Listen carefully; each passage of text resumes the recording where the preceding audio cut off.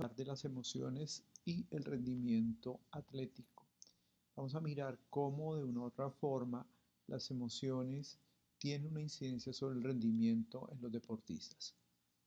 Primero vamos a hablar acerca de qué son las emociones, ¿sí?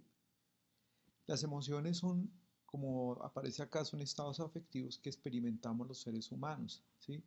Esas emociones son reacciones subjetivas que tenemos ante el ambiente y son acompañadas por cambios fisiológicos y cambios a nivel, digamos, de nuestras hormonas y son más de carácter innato. Es decir, que cualquier emoción que nosotros sintamos tiene un referente fisiológico. Si nosotros sentimos alegría, tenemos una biología, una fisiología en nuestro cuerpo por nuestro sistema nervioso que está fluyendo y que aparece con nombres de neurotransmisores. Entonces, dentro de los neurotransmisores que nosotros más tenemos son la serotonina, la dopamina, la norepinefrina, ¿sí? Y el ácido gamma aminobutírico, perdón. Estos son, digamos, neurotransmisores que en cierta forma se relacionan con nuestras emociones. Es decir, que cuando yo veo a una persona de alguna otra forma, cuando yo me alegro, estoy experimentando fisiológicamente un cambio biológico en mí. Si yo veo que una persona que yo amo está con otra persona y me va a sentir triste, también estoy experimentando. Es decir, que siempre nuestras emociones van a tener un referente fisiológico y endocrino. Por eso la experiencia va a jugar un papel importante, ¿cierto?, en el sentimiento de cada emoción, porque nosotros desde pequeños empezamos a aprender a enfrentar situaciones y experimentar emociones. Y entonces nosotros vamos a aprender posiblemente a regular nuestras emociones. En determinados momentos podemos aprender a no estar tan tristes o a estar más alegres y eso va a depender mucho del contexto cultural, ¿sí? Entonces, el estado emocional sí es un estado que sobreviene súbita y bruscamente, ¿m? y va a ser de una forma que puede ser pasajera. Bien, vamos a mirar que hay tres características de las emociones. El primero, la primera característica son los sentimientos. A los sentimientos lo llamamos el componente respondiente de nuestras emociones. Si nos acordamos del condicionamiento clásico, ¿sí? Estamos diciendo que las conductas respondientes tienen que ver con formas de reaccionar de nuestro organismo de manera fisiológica. Por lo tanto, esos sentimientos van a estar relacionados con el sistema autónomo, con ejemplo, los latidos del corazón, la forma en que yo respiro, la digestión, mi actividad glandular, y ese sería el componente fisiológico que también nosotros llamamos sentimientos. Entonces, claro, cuando yo digo me estoy sintiendo con rabia, pues de alguna otra forma estoy diciendo que mi sistema autónomo está en ese momento exaltado y por lo tanto mis latidos de corazón, si yo me siento nervioso, entonces mi respiración se puede entrecortar o mi corazón se puede agitar y estaremos hablando de ese componente respondiente. Por lo tanto, nuestras emociones, si tienen que ver con respuestas o conductas orgánicas respondientes, pues pudiesen lógicamente condicionar a través del condicionamiento clásico. Si nosotros miramos el condicionamiento clásico, que es el desarrollado por Pablo, pues tiene que ver cómo de alguna otra forma nosotros también hemos tenido temores condicionados. Nosotros en las primeras clases de psicología del deporte nos dábamos cuenta cómo ejemplo una persona puede condicionarte hacia, digamos, orgánicamente hacia ante un estímulo que no. Nos acordamos del caso del arquero que tapando un penalti, ¿sí? Le pega el balón en la cara y la pelota entra al arco. Entonces el arquero va a asociar ansiedad, pero ya no es ansiedad solamente y dolor ante el pelotazo, sino que posiblemente se va a condicionar a que cuando está en cobros de tiros penaltis, pues puede aparecer la respuesta incluso de dolor y de ansiedad en esos momentos. Otro ejemplo que aparecen acá es como por lo menos como unas fotos que se tomaron unos jugadores antes, ¿sí? Eh, cuando tuvieron, digamos, logros o triunfos, estas fotos de alguna otra forma pueden evocar cierto tipo de respuestas fisiológicas. Si yo veo una situación anterior donde yo tuve triunfo, pues es muy factiblemente que al ver nuevamente esas fotos o esas imágenes, voy a experimentar ese tipo de emociones. Bien, ese sería el primer componente. El segundo componente de las emociones es el que llamamos las acciones y que tiene que ver con el componente operante, ¿cierto? Es decir, las acciones, ¿cierto? Van a depender de nuestras experiencias de aprendizaje. Es decir, nuestras emociones que nosotros sentimos pues tienen que ver en cierta forma con lo que nosotros hacemos. Y eso va a depender de la cultura, ¿sí? En que nosotros hayamos crecido. ¿Sí? Y eso va a variar de persona a persona. ¿Qué significa esto? Que usted puede encontrar varias personas que pueden estar tristes, ¿sí? Pero no todas las personas la van a expresar de la misma forma. ¿Qué significa? Que las emociones que yo experimente no necesariamente las vamos a manifestar de la misma forma. Hay personas que ante ciertas situaciones, por lo menos de mucha rabia, actúan golpeando a otros, otros se quedan callados, otros manifiestan, digamos, lo que les está molestando. Y ahí estaríamos diciendo cómo nuestras emociones no necesariamente determinan la conducta que nosotros hacemos, sino que las conductas que nosotros hacemos son también reguladas por los procesos de aprendizaje a nivel cultural.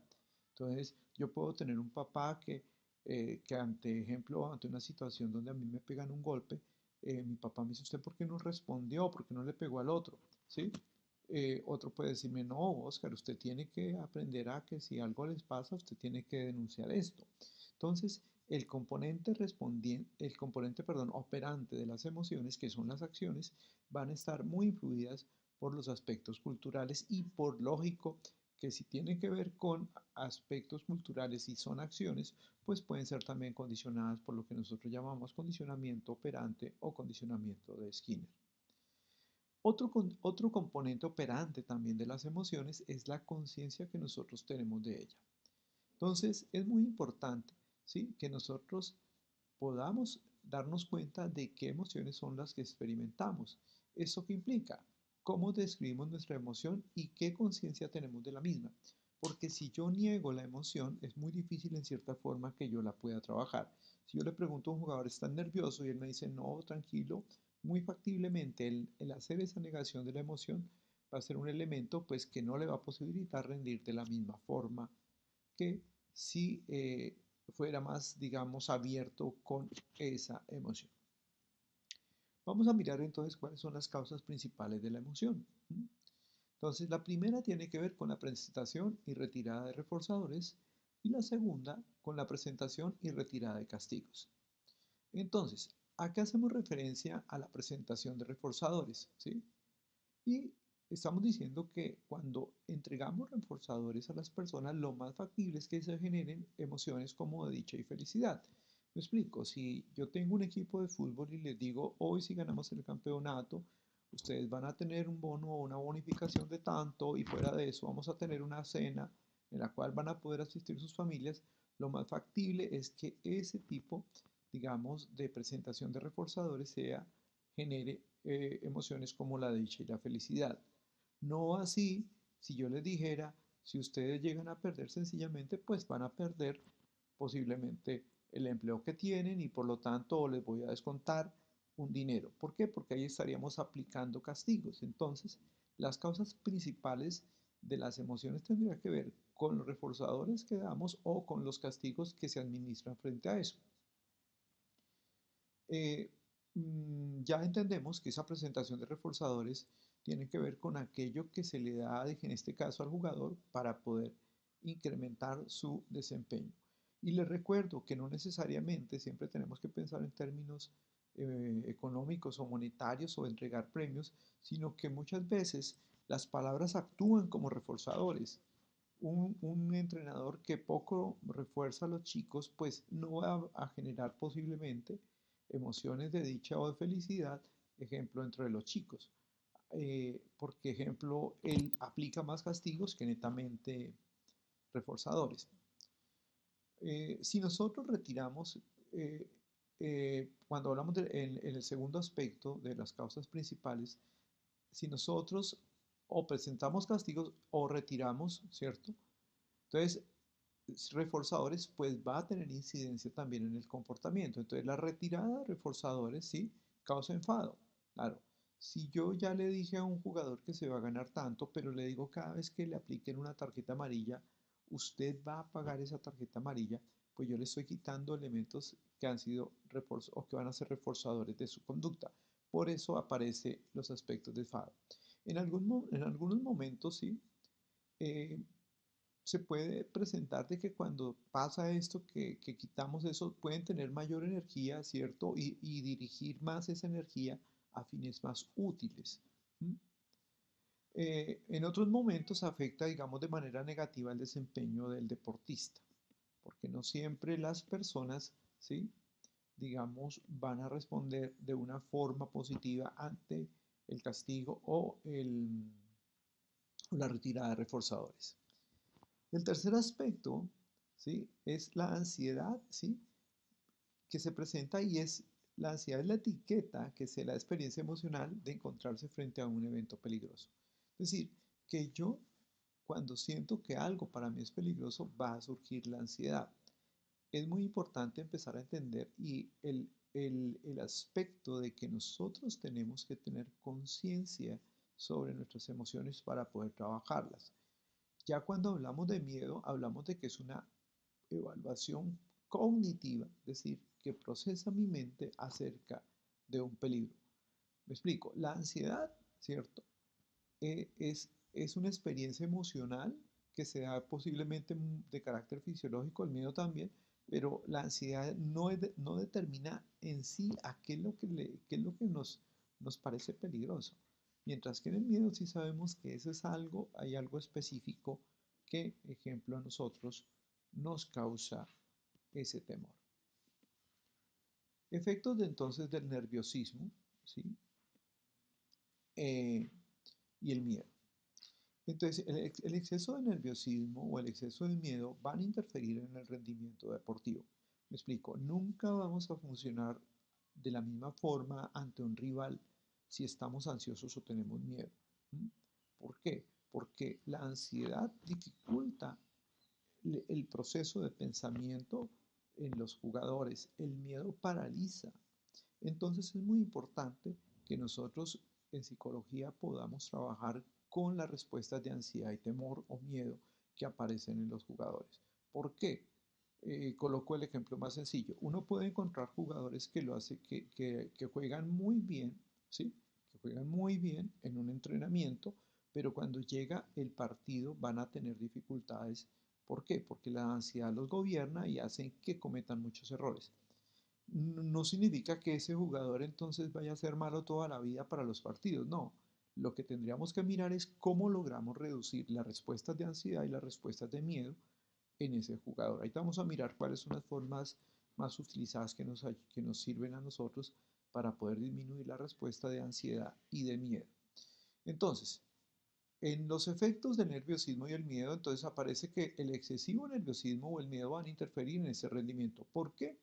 Primero, porque no nos concentramos cierto tanto, ¿sí? En el objeto o en la situación y perdemos de vista muchas variables. Entonces, claro, si yo me concentro más en el temor y en la ansiedad que estoy sintiendo, que ejemplo en el partido, pues sencillamente voy a perder situaciones, estímulos que son importantes para mí, ¿sí?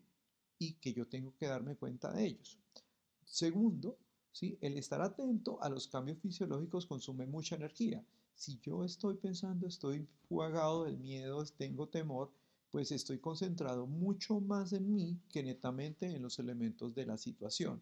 Y eso de una u otra forma generan mayor ansiedad. Es interesante que entre más cuenta me doy de yo de mi ansiedad y que tengo y que me está invadiendo, esa ansiedad va a consumir mucha más energía de mi organismo que si estuviera concentrado en otra situación.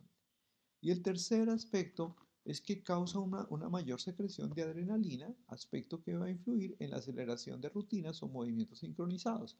Entonces, claro, si nosotros estamos diciendo los jugadores tienen que tener movimientos muy claros, movimientos muy precisos, pues el hecho de que yo esté ansioso o que tenga temor, pues va a surgir que se genere una mayor secreción de adrenalina que va a influir en que mis rutinas, en que mis movimientos no sean tan precisos. De ahí la importancia entonces que tendríamos que tener, en cierta forma, de cómo aprender a que los jugadores manejen la ansiedad y el miedo.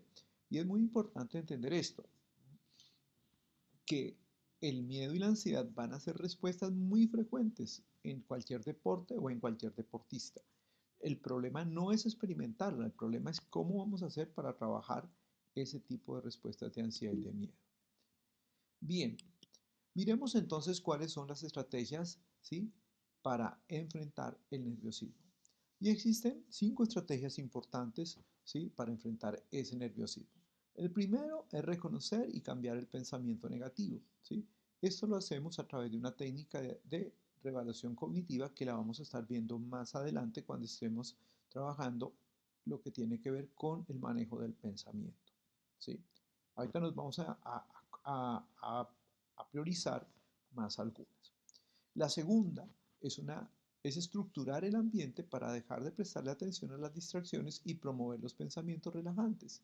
Entonces, claro, nosotros podemos de alguna otra forma lograr que nuestros jugadores entren a unos partidos mucho más calmados, menos ansiosos, primero estructurando ellos un ambiente para no prestarle tanta atención a los elementos distractores. Ejemplo, si yo voy a ir a jugar como visitante, poder en cierta forma estar teniendo la música, una música específica para que me genere mi tranquilidad, no que me genere mayor exaltación, donde me genere y que esa música de alguna forma me haga perder al momento de ingresar, por ejemplo, a la cancha, a concentrarme mucho más en lo que tengo que ver con el partido.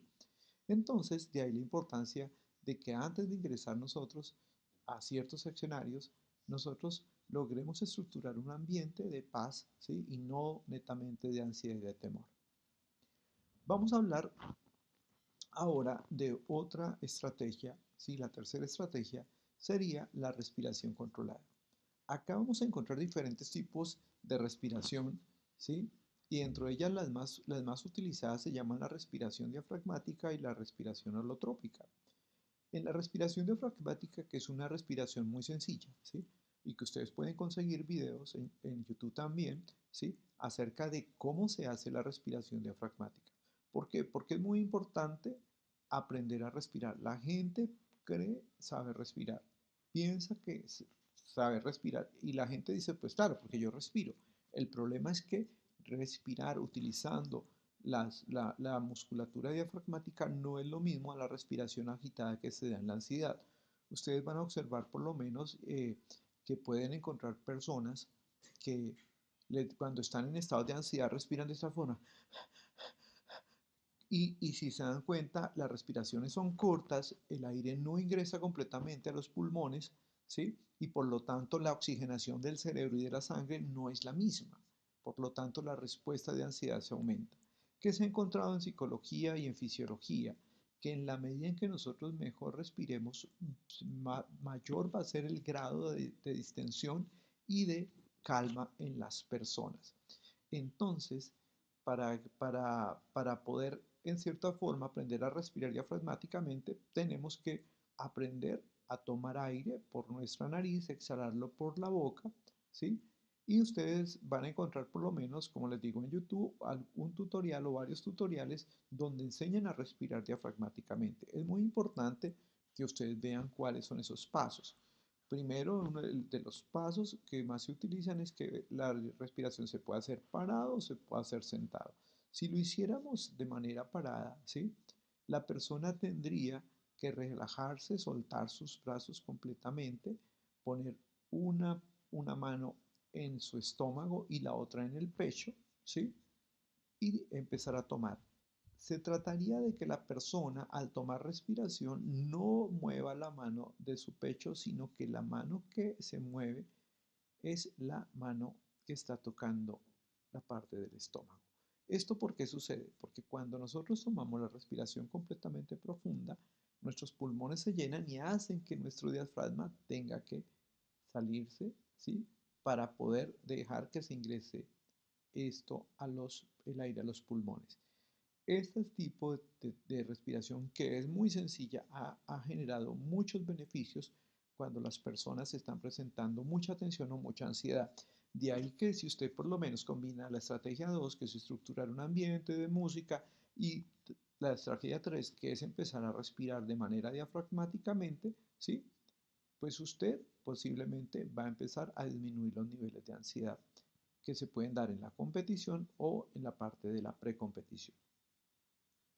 Otro elemento que es muy relajante y que ayuda a bajar, a enfrentar el nerviosismo, es mantener un sentido del humor. Y es mantener un sentido del humor en el cual nosotros, ejemplo, como equipo, podamos en cierta forma bromear sin ir a lastimar, porque hay un problema y es que la gente a veces termina lastimando a las personas cuando bromean. Y en lugar de distensionar, pues sencillamente lo que hacen es dañar a otros y generarle otro tipo de emociones. Por eso es muy importante que los entrenadores estén muy atentos cuando los jugadores están bromeando, que las bromas sean chistes interesantes y que puedan distensionar al grupo y no tensionarlo o no generar sentimientos de tristeza. Y la última estrategia se llama relajación muscular progresiva. Esta relajación muscular progresiva se llama también relajación muscular profunda. Fue desarrollado por un psicólogo americano que se llama Edmund Jacobson. También ustedes pueden encontrar tutoriales en YouTube acerca de cómo se establecen los paso a paso de la relajación muscular profunda y se busca que la persona aprenda en este tipo de técnicas a que él empiece a entender cuándo está tensionado y cuándo está en distensión. La técnica de relajación muscular progresiva va a empezar a trabajar con todos los músculos del cuerpo. Por lo tanto, tanto la respiración diafragmática como la relajación muscular la tendríamos que entrenar nosotros. Aprender todos los días a respirar diafragmáticamente y aprender a relajarnos muscular y profundamente también. ¿Por qué? Porque se inician inicialmente, mire, ustedes pueden encontrar en, como les digo nuevamente, en tutoriales, cómo se hace una relajación muscular profunda y cómo por lo menos la persona va siendo guiada, que empezando a tensionar ciertas partes del músculo, él tome o ella tome conciencia de cuál es la tensión que está experimentando. Posteriormente se le pide a la persona que se relaje, que relaje por lo menos ese miembro, ¿sí? Voy a hacer un ejemplo, si yo tomara mi mano, ¿sí? Y la tensionara de esta forma y la empuñara y todo mi antebrazo y mi brazo lo tensionara, ahí estoy experimentando tensión muscular. Te cuento más o menos 1001, 1002, 1003, 1004, 1005, la estoy sosteniendo y ahora la relajo lentamente, ¿sí? Y lo que yo voy empezando a aprender es cuando yo estoy tenso y cuando estoy relajado. Cuando yo estoy relajado, nuevamente, en mi conciencia empiezo a decir, acá estoy teniendo relajación. Nuevamente, aprieto el puño, nuevamente el brazo y el antebrazo y empiezo a sentir que es tensión. Y luego nuevamente suelto completamente para eso. Este tipo de relajación muscular se hace con todos los músculos del cuerpo. Es decir, se empieza con un brazo, con su mano, con su brazo, luego pasa al otro brazo, a su mano, a su otro brazo, luego pasa a la parte de su cara, de su frente, los músculos de la cara, los músculos del pecho, los músculos del abdomen, la parte de los glúteos, las piernas y los pies. Se hace, este tipo de procesos de relajación se aprende inicialmente para que la persona tenga conciencia de cómo es estar tenso y cómo es estar relajado. Posteriormente, en la parte final, cuando ya ha aprendido a tensionar y a distensionar, se le pide a la persona que tensione todo su cuerpo, todos los músculos de su cuerpo, ¿sí? Y posteriormente se le pide que se relaje. ¿Para qué? Para que cuando él tenga la respuesta de ansiedad en la parte de competición, pueda de alguna u otra forma empezar a entender que él mismo puede relajar. Entonces, estaría aplicando posibles estrategias, ¿sí? Para aprender a disminuir la ansiedad. Una, ¿cuál? Reconocer que, pues, que yo tengo que cambiar algunos pensamientos que me generan ansiedad o miedo. Dos, que yo tengo que estructurar un ambiente de tranquilidad, ¿sí? Si quiero escuchar música, no que me tensione, sino música relajante. Si quiero Si estoy todavía ansioso y estoy escuchando música, empiezo a trabajar mi respiración, empiezo a mirar cuáles partes de mi cuerpo están tensos, ¿sí? Por lo tanto, si ustedes se dan cuenta, estas estrategias son estrategias combinadas. No es que yo solamente respire o solamente que con escuchar música ya estoy relajado, sino que tendría que combinar estas diferentes estrategias para lograr momentos digamos, de calma y de tranquilidad donde yo pueda enfrentar ya sea un partido o cualquier evento deportivo en el cual compita para esto. Con esto estoy terminando. Espero que el video haya sido de mucho entendimiento y les recuerdo que ustedes se pueden apoyar con, con el texto que, eh, que tienen de guía. Lo otro es que es importante que usted revise videos de YouTube y videos donde se está trabajando la respiración diafragmática y la relajación muscular profunda. Estos van a ser muy importantes para el taller que vamos a hacer la próxima semana. Que tengan un buen día y bendiciones.